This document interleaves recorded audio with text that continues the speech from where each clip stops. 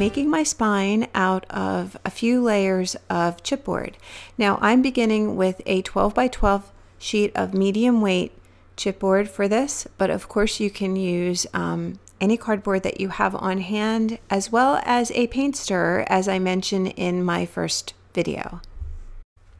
Since my finished journal height will be 10 inches, I begin by trimming my chipboard down to 10 inches in one direction. What I'm demonstrating here is my favorite method for cutting chipboard. Now, it is a two-step process. I start out by using my paper trimmer, and I love to do that because it is a really easy way to get a nice square cut on my board, and also to get the right measurement because I can just use the ruler that's built into the trimmer. Now, there are a couple different ways I found to cut chipboard, and it really depends on the thickness of the board that you're cutting. If you have a super thin weight board, you will find that when you use the trimmer, it'll cut all the way through, and that's all you really need to do. The board I'm using happens to be a medium weight, so I'll show you the process to cut that right now. My spine dimension will be 10 inches tall by 1.5 inches wide. So I'm orienting my board with the 10-inch dimension going from top to bottom, and I'm slicing off 1.5 inch pieces of board that can be glued together to create my finished spine. So that's 10.5. And then I'm just going to keep doing that. 10.5 and then 9.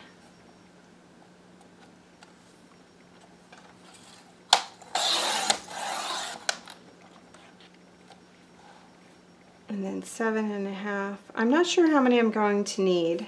I'm going to start out with, I think 3 should be stiff enough. I'm trying to make it so it's nice and sturdy. Let me do one more. 6 inches. 4 should definitely be enough. 3 might even be enough.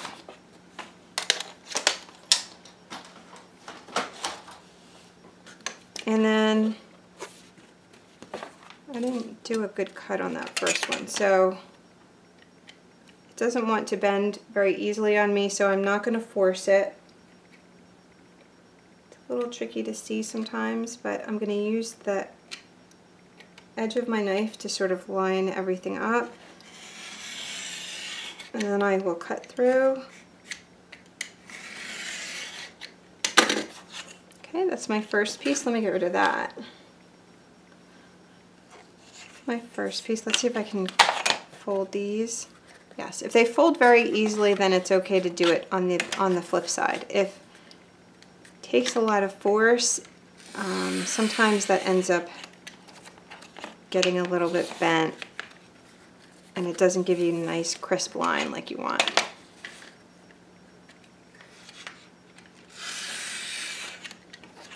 So that's 1, 2, 3.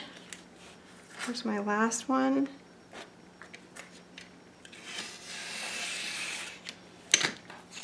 Okay, actually, see, that's what I meant. So I got a little bit of tearing on this one. I'm just going to go ahead and trim this. For this one, I hadn't cut quite deep enough. And so when I folded it, it sort of separated a little bit. And it didn't line up perfectly.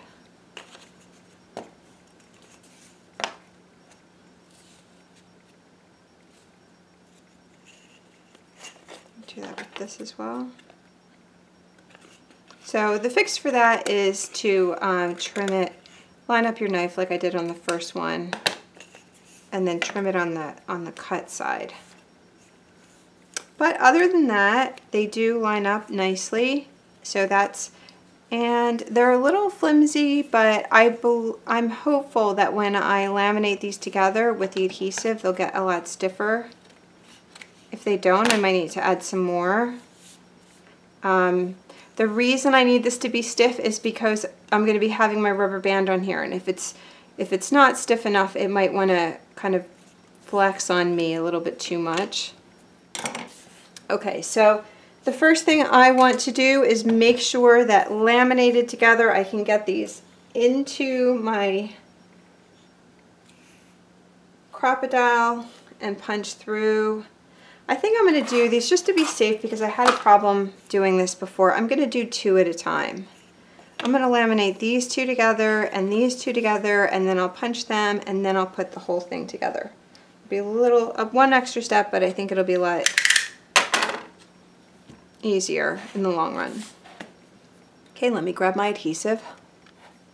I've got my adhesive here, and I am going to go ahead and start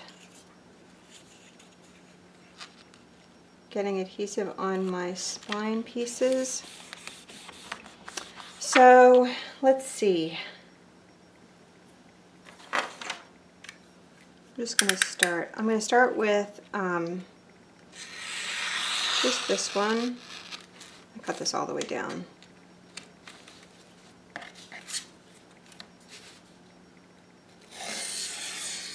And these are pretty easy to trim. Whoops, other than that one. Try that again. Okay, no I didn't. Okay, I'm good. I'm a little sloppy with this. I apologize. I'm going to try to take a little bit more time next time.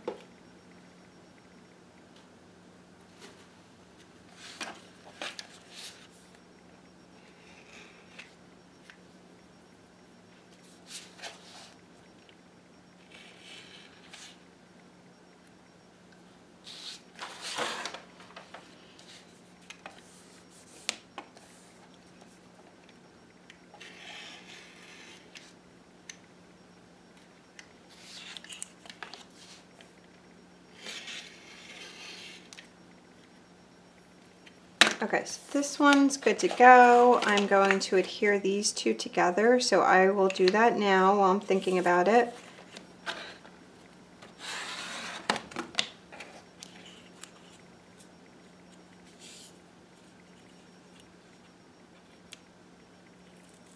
This is not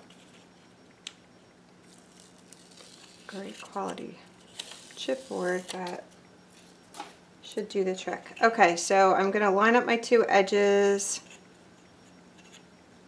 and use my fingers to line the other edges. Get them as even as I can, and then go ahead and press that down. Okay, now I'm going to do these 2.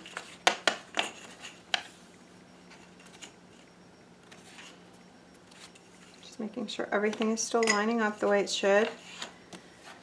Okay, so I'll take this one. I will line that up with the edge as much as I can, as close as I can.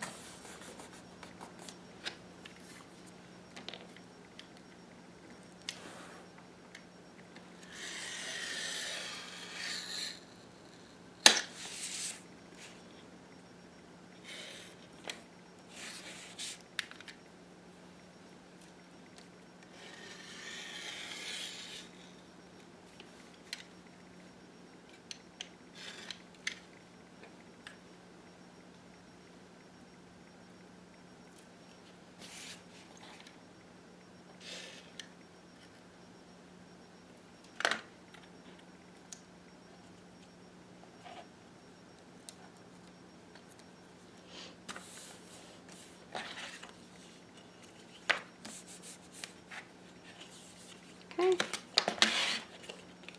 just make sure that's on there.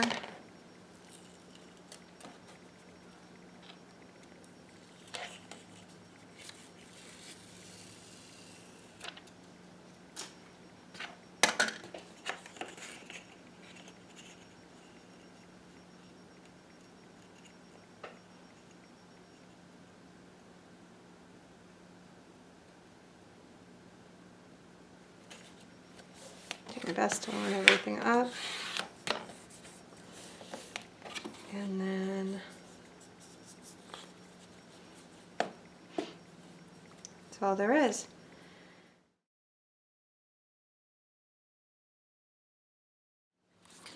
Okay, so I just have a piece of scrap paper here that I'm going to use as a template. And I'm going to start out by trimming the long dimension to match the height. So that would be 10 inches. And this dimension I can just measure, so I'm not going to worry about that. My width is going to be 1.5 inches on this, but I'm only going to use one edge to line it up. So I am going to start to measure, just locate the position of my holes in this direction, and then I'll worry about the other direction next. So I'm just going to line up with the very edge there, and this is 10 inches. My first hole is going to be at 1/2 inch from either edge. That's where my I'm going to place my hole for putting my little threaded fitting. And then everything else is going to be based off the center dimension. So the very center of this is 5 inches because it's 10 inches wide. And then, so that's just my center line. I'm not actually going to be putting a hole there. So I'll put a little X there to remind myself that's not a hole location. Now I'm going to go 1.5 inch gaps spaced evenly around that center. So for the first one, I just need to go 3/4 inch in either direction to get that total of 1.5 inch space. And then everything from that point forward will be just 1.5 inches. So there's 1.5 inches right there. So that's 1 inch, that's 1.5 inches. Same thing here, 1.5 inches, 1.5 inches. Okay, and you can look at this and get a visual to make sure that it actually is what you think it should be, or it actually looks like what it should be. And let me grab my T-square just to make it a little easier. If you want to measure on both sides and draw a line across because you don't have one of these, that's also an option. I just prefer measuring as little as possible, whenever possible. So I'm just resting this on the edge here just to make sure I have a nice square line.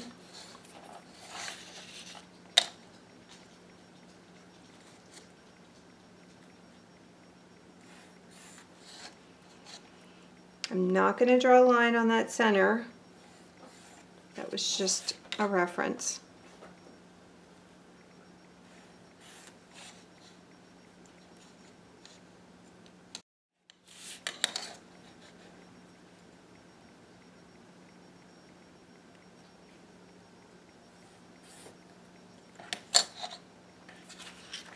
And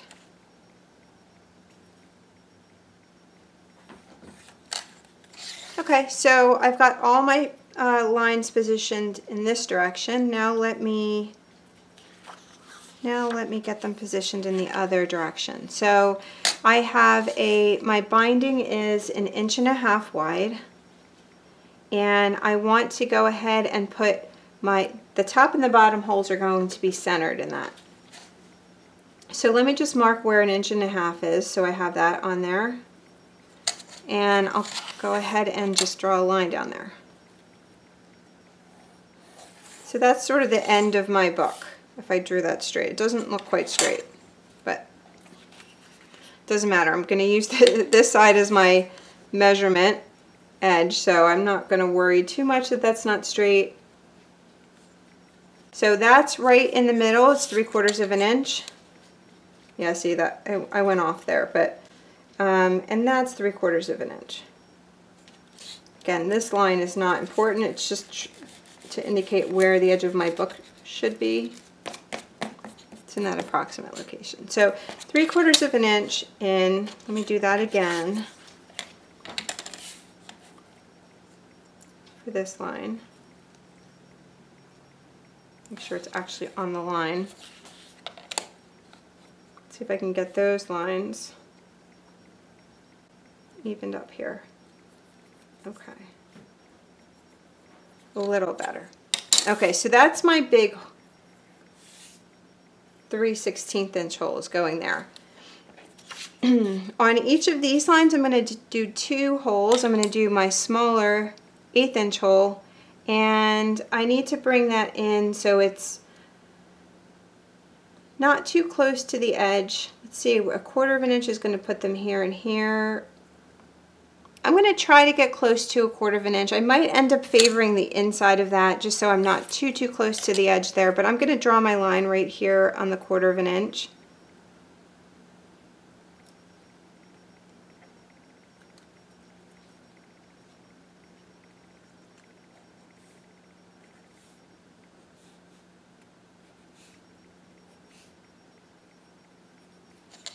And then I will do the same thing on the other side. So I favored the inside just a little bit. I'm going to try to do that here as well.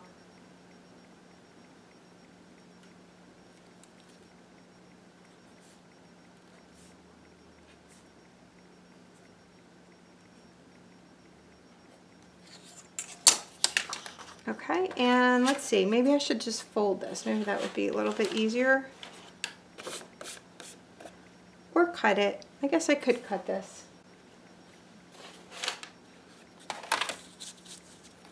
You can fold it or you can cut it. It's really not going to change much of anything. I want to do it at 1.5 inches.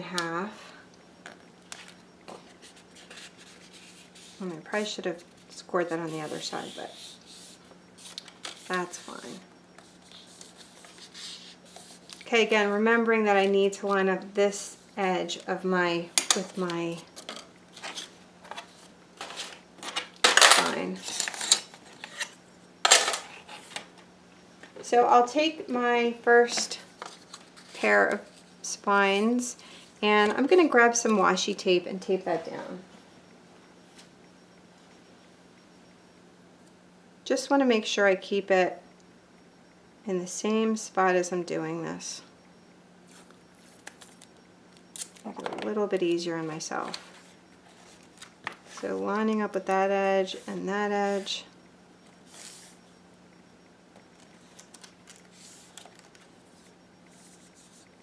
I'm just going to stick this, where should I put this? Right here.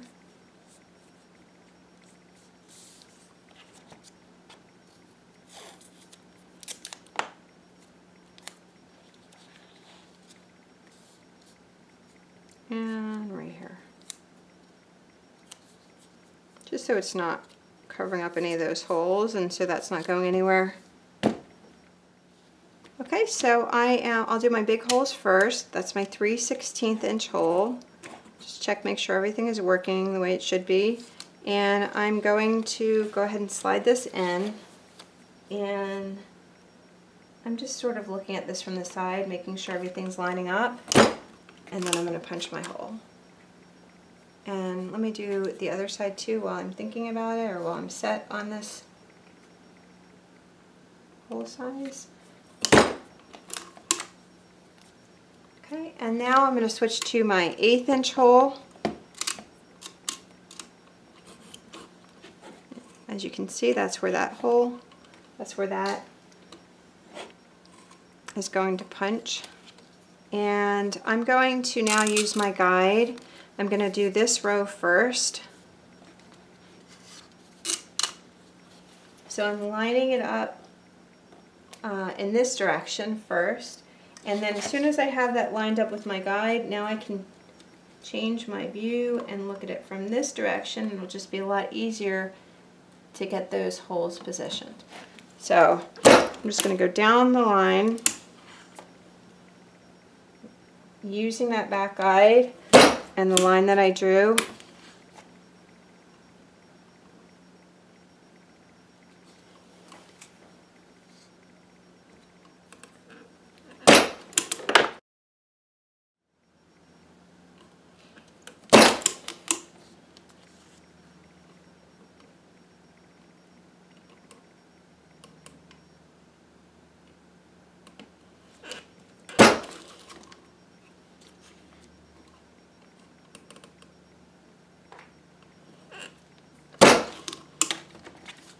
Okay, then I'm going to flip it around. I'll do the same thing on the other side. Hole should be pretty close to the same distance from the edge, so I'm not going to adjust anything.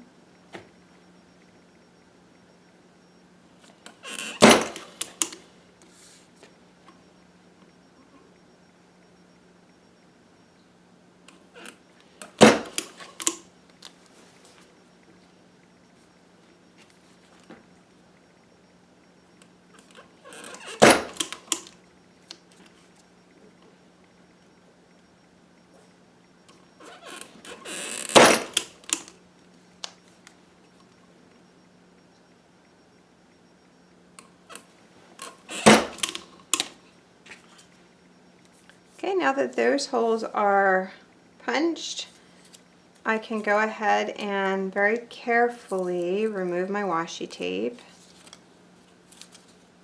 remove my stencil, or my template I should say, and that's what that looks like. Now I'm going to grab my other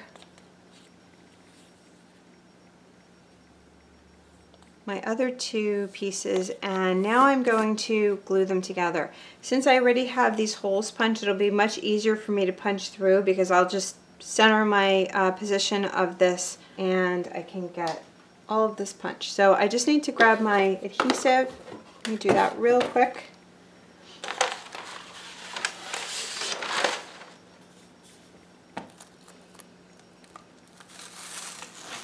Oops. Didn't mean to do that. Okay, so I'm just going to put it on the back side of this. Doesn't really matter which one of those surfaces I get, as long as I get one of them.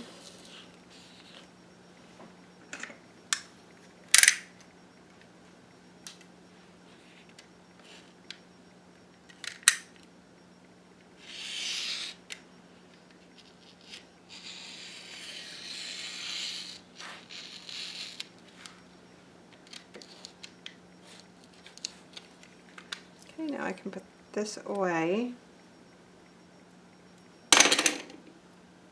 Actually, I need it for one more surface, but for now I can put it away.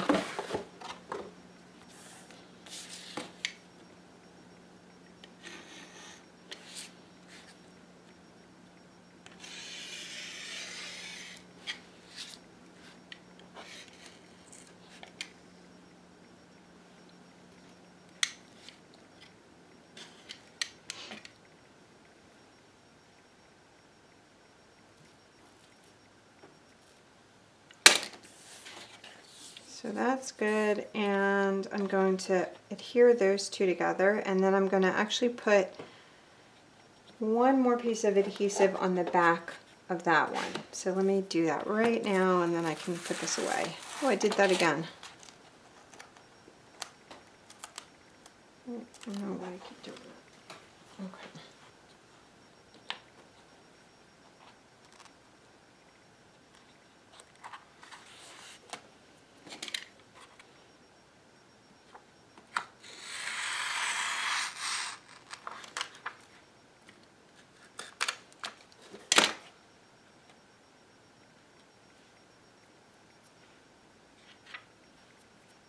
I'm going to try not to get any debris on here if at all possible.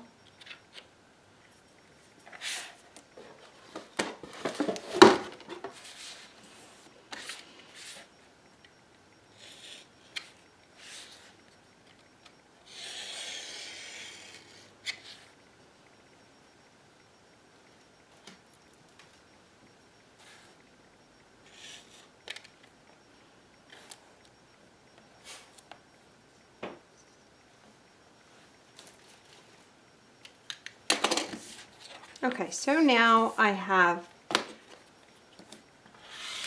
all my adhesive is ready to go. So I'm going to put this away.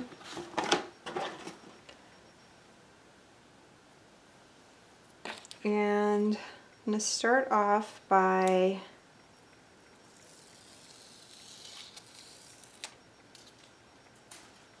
gluing these together.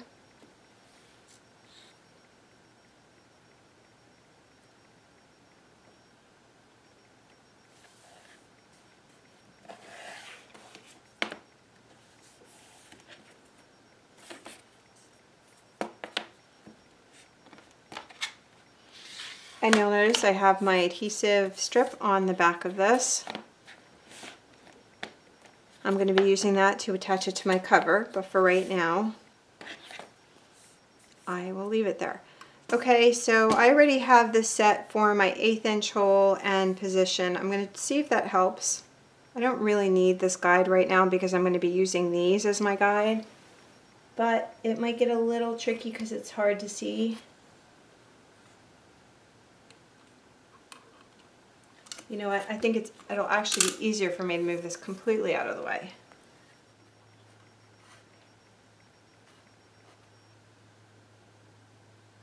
So I'm just kind of wiggling this around until I can get it situated inside that little punch shaft. Hopefully I did that right. And then you can see that my my hole now goes all the way through. So I'm just going to continue to do that. I'm going to sort of raise this up. I'll see if I can show you. The punch comes out just a little bit. I don't know if that's more or less obvious right there. The punch comes out just a little bit, the shaft I should say, and I just try to get this sort of centered on that hole, and you can kind of feel it when it's engaging.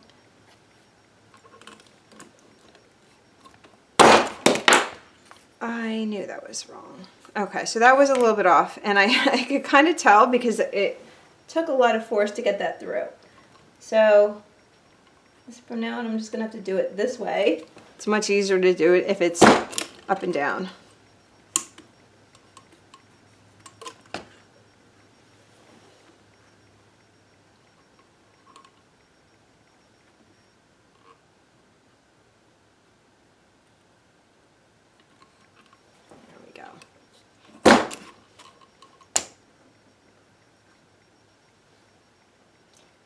That last one must have shifted when I went from sideways to up and down.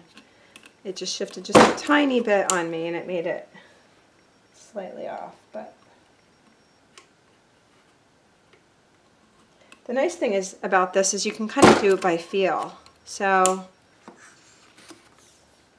as you see, all the rest of these are nice and centered, other than that one.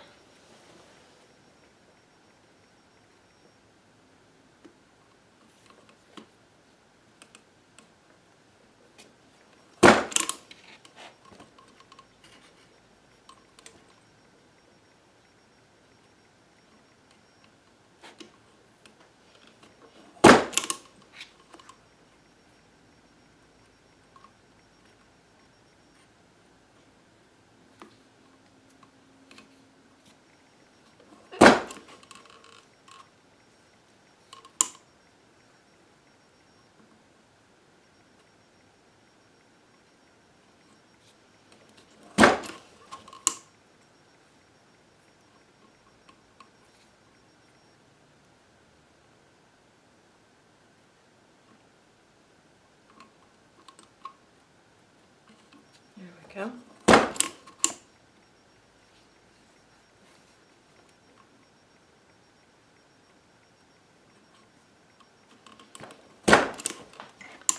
Okay, so I got all my little double punch holes punched. Some of these got like stuck, but they're all punched. And now I just have to do the 3/16 inch holes.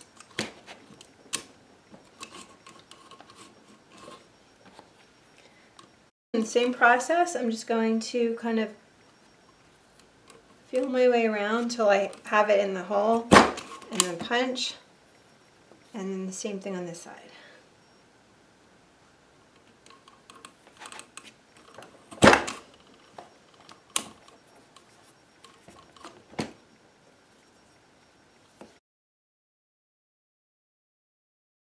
Cover.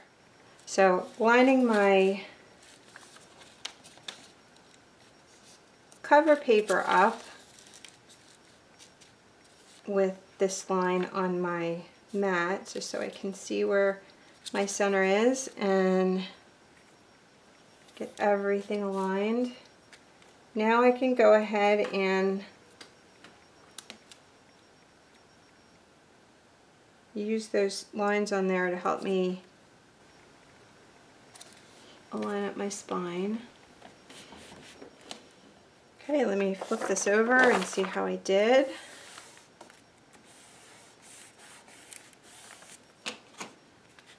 If you have art here, you'll want to cover this with that cover sheet, but for now, I'm okay. You can use an awl to do this. Maybe that's what I'll use. I'll use my awl.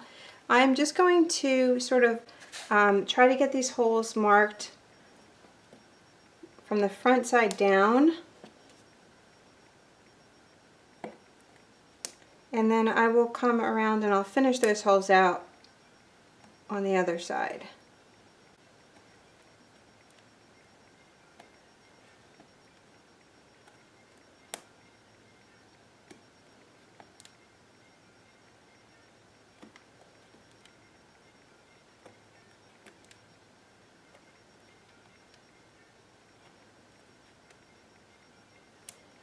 Okay, so I have them all marked from the front. Now let me just flip this around, and there should be some marks there that are large enough to get me to enlarge these holes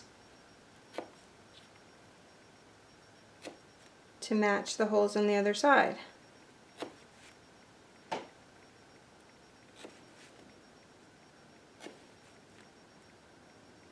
If you wanted to get really fancy, you could do a little eyelet on this side of the hole and just sort of glue that into place or snap it into place.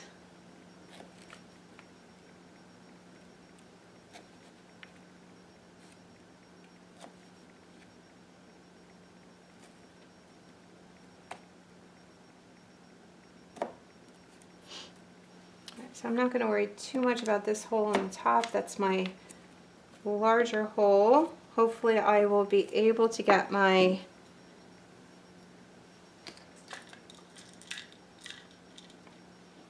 fitting through that. So I have an option here of putting the screw on the outside or putting the smooth part on the outside. So I'm going to put the smooth part on the outside.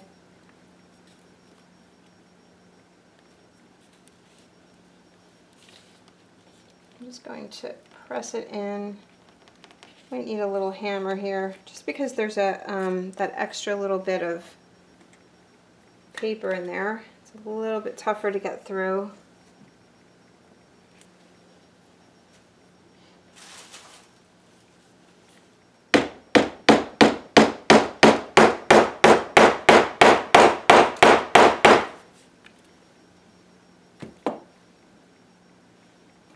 If I open that hole up, I won't have as much of an issue, but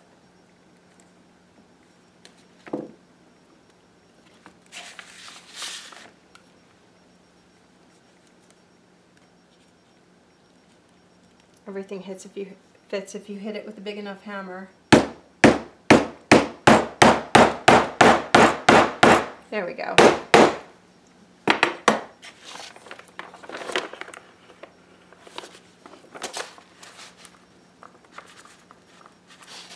Alright, so that is what my book looks like right now. And I can go ahead and install my little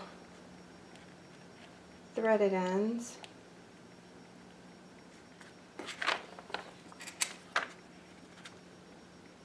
This is where I'm going to attempt to attach my my rubber bands.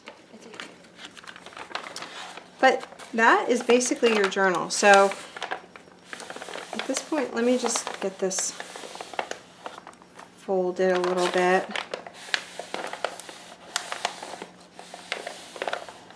And I'm going to add a little decorative stitch here. It's going to create some little X's on the back. And just finish this out.